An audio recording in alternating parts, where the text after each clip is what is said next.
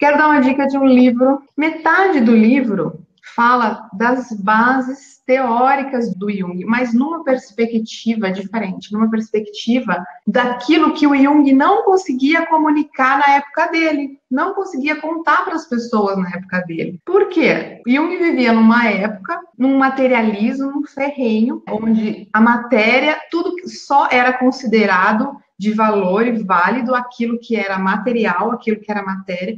A ciência só considerava válida aquilo que era matéria. Vocês sabem que Jung já vivia a integração dessa matéria com a consciência, com o corpo. Ele vivia além do seu tempo. E ele escrevia, ele sempre deixou aquilo que ele fazia registrado em algum lugar. Então aqui eu indico para vocês, esse título não tem, metade do livro fala disso, mas conta um pouco desses fatos aí da vida dele.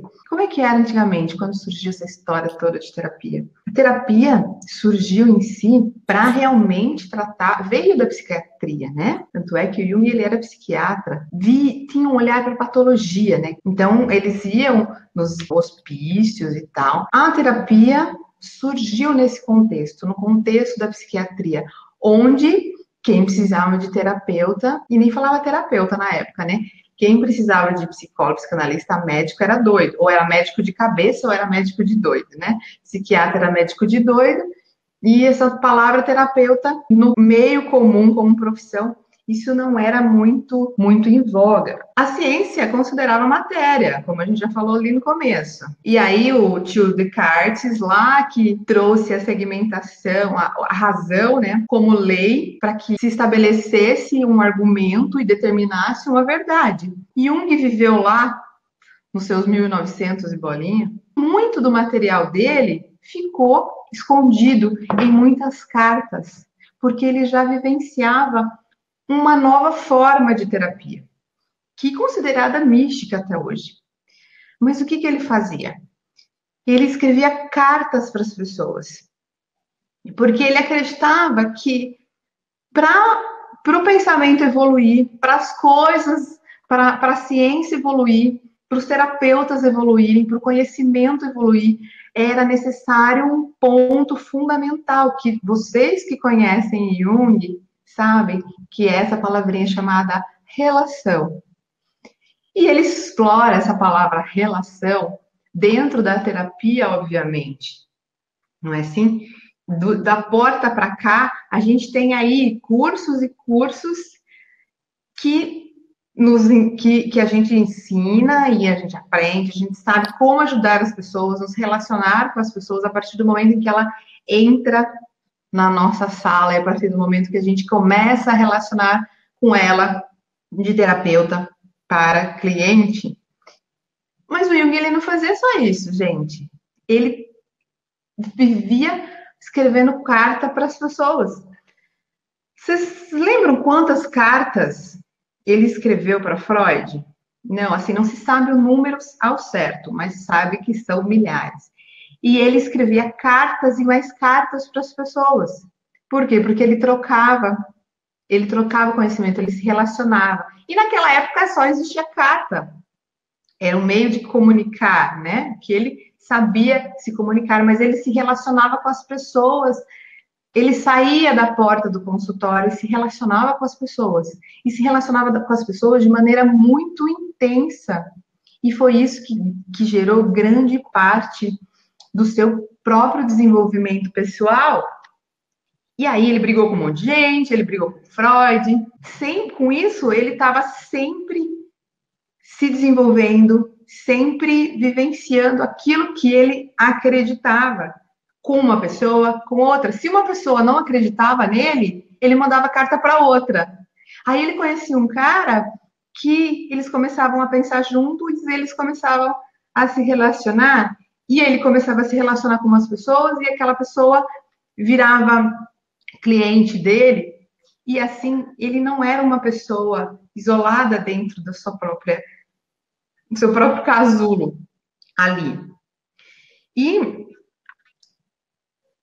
hoje, o que a gente vive, né? Nós vivemos uma sociedade onde os meios de comunicação, eles estão todos muito aí. abertos. Eu estou aqui com vocês hoje, falando para 67 pessoas, todo mundo ao vivo ao mesmo tempo. Quando que isso acontecia? Não é mesmo? E a ciência? O que está mudando na ciência? Está mudando uma coisa que todos nós, terapeutas, já sabemos, que a matéria, o materialismo, ele não é uma verdade, né? Esse materialismo que a gente conhece. A gente está entrando numa época de um olhar integrativo, que a própria teoria junguiana vivencia, e nós, terapeutas, vivenciamos isso como o que a gente chama de óbvio, né? Até vou ler um negócio aqui, ó. Jung escreveu 80 cartas para um físico chamado Pauli. E ele falou assim: a mente, psique, não pode ser totalmente diferente da matéria, pois de que maneira ela poderia mover a matéria? A matéria não poderia ser estranha à mente, pois como ela poderia produzir a mente? Matéria e alma existem no mesmo mundo, e cada uma compartilham com a outra. Para vocês, terapeutas, pode ser óbvio. Mas eu digo para vocês que para a maioria das pessoas, isso não é óbvio.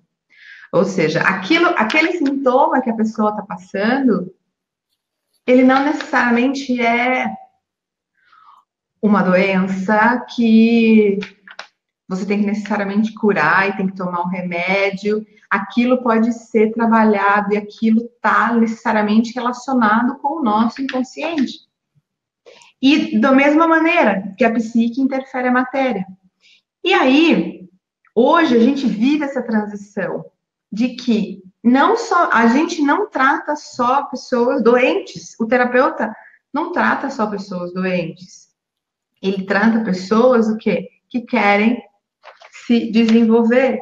E esse é um outro grande pilar da teoria de Jung, eu considero uma das contribuições mais importantes, que ele falava que as pessoas, elas precisam se autorrealizar. Ele rompe com Freud exatamente nesse ponto da patologia. Entre aspas, tem muitas questões nesse rompimento aí. Ok. Aí você fala, Bia, você está falando isso para mim? Tudo isso para mim é óbvio. Tá bom, você terapeuta é óbvio. Você acha que o seu vizinho é óbvio? Você acha que para aquela moça que precisa de você é óbvio? Quantas pessoas você já passou e você já viu ela vivenciando um problema e aí você dá aquele ciricutico de se falar, nossa, era só fazer isso, eu estou entendendo o que ela está fazendo. Quantas pessoas, e você não sabe como chegar nela, e você não sabe como falar com ela. E você tem receio de chegar, porque você não sabe o que você vai falar para ela. No fundo, a gente é como se a gente vivesse um pouco nessa bolha, né? De entender muito, sabe aquela coisa? De eu sei muito, entendo muito do que eu faço, só que como é que eu vou chegar até aquela pessoa e falar, olha, posso te ajudar? Porque a gente aprendeu dessa maneira.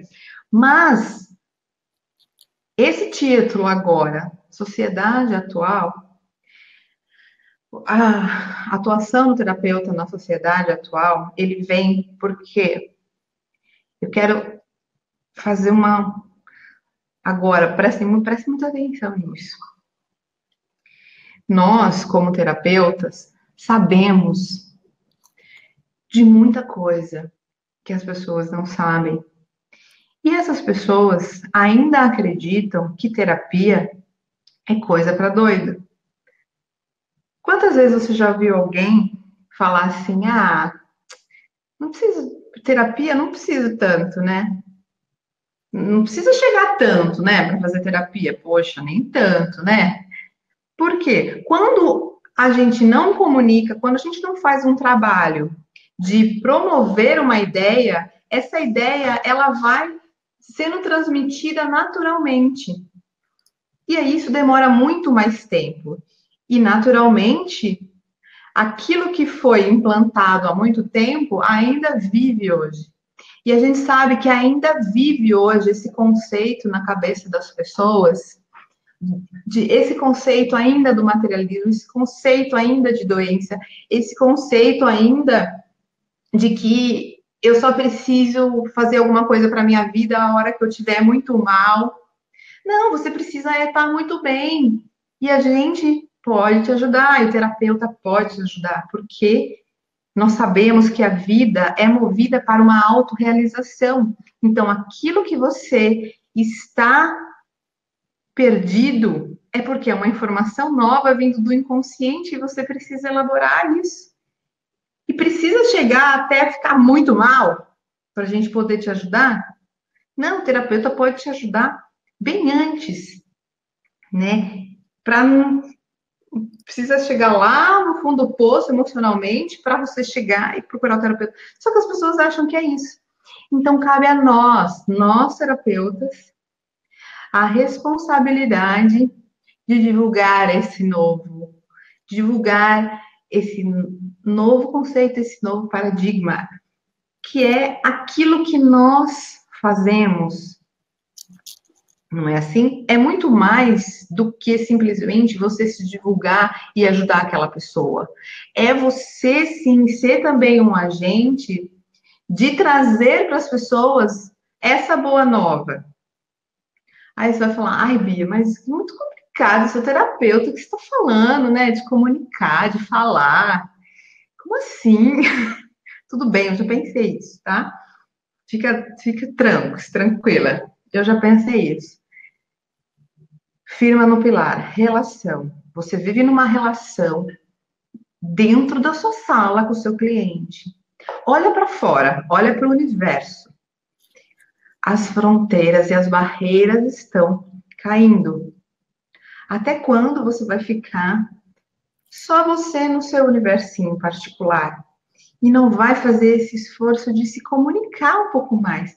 E essa é uma mensagem que eu venho trazendo forte para nós terapeutas e por isso muito essa live de hoje, que é eu quero deixar esse chamado no coração de vocês, para que vocês ampliem um pouco esse conceito de relação.